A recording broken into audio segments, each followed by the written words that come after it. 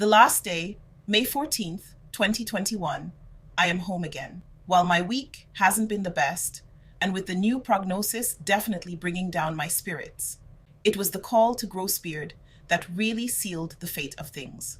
The phone call had a tone to it. While not in any way Beard's fault, I felt, and my husband did as well, a sense of giving up on his part. As Beard laid it out for us, it was the dread of finality that really hit home for us. And as we spoke, my phone was going off, with cancelled appointments, knowing as well it was over and the fight was lost. I, of course, took it in stride. I was sad, but I still kept my faith in the Lord that He would heal me. Be damned what these flesh and blood doctors say. Michael, I can tell it hit very hard. While I did not see it, he left me in the bed, and it sounded like something was thrown in anger. My mom went to his side, and while I do not know what she told him, it seemed to have done the trick and he was composed again. I cried and came to terms with things, and there was nothing I can do. I can't stop this, no more than I can stop the sun from setting. So it was off to start my day. Time was short, and I didn't want to waste it. I wanted to eat, maybe watch some of my shows I'm behind on, and do some other things. I bought new shoes, 3 pairs, Crocs with some pins, these gold flats, and another pair of blue, easy-to-put-on shoes. Michael told me bluntly my sneaker-wearing days are over. Slip-on easy to walk in shoes from here on out. So I bought these. I want to look good still. Plus, maybe next week I want to go for a drive.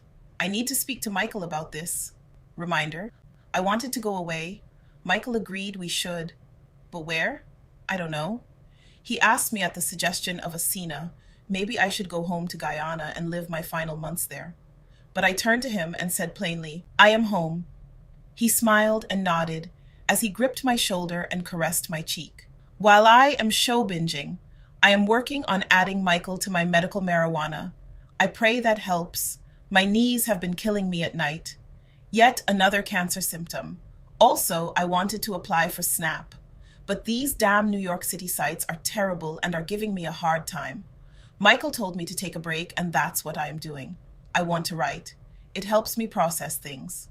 Nevertheless, with the bad news and hassles I'm having today, I'm thankful to be home with my husband, Mommy, and Elon.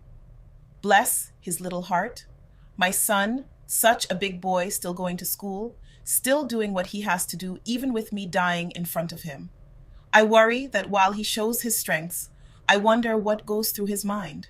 While he does know I am sick with cancer, he is also under the impression, or at least I think he is, that I am supposed to be getting better.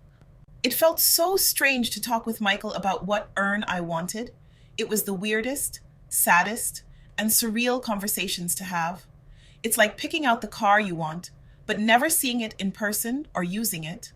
He stood by my bedside and showed me urns. I want something with my picture, name, birth date, and of course it has to be in yellow.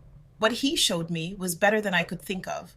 It was a copper urn with a picture of the beach all around it, and drawn in the sand was a heart. My eyes lit up seeing it. He nodded and smiled, putting the iPad aside. I held his hand, and I remember his eyes. They looked so heavy, with dark circles. While my husband was good at hiding his emotions and doing what needs to be done at times like this, I can tell he is worn, sad. Now more than ever, I wondered and worried about him when I'm gone. Will he go into a self-exile? I do know this. He needs Elon, and Elon needs him. When I am gone, Elon is all Michael will have. Michael is getting ready. It's time to enjoy the beach. I wanted to do this earlier, but between everything I'm trying to do, plus resting and writing every chance I can get, the time just slipped away. It is a beautiful day. It's nearly 4:30.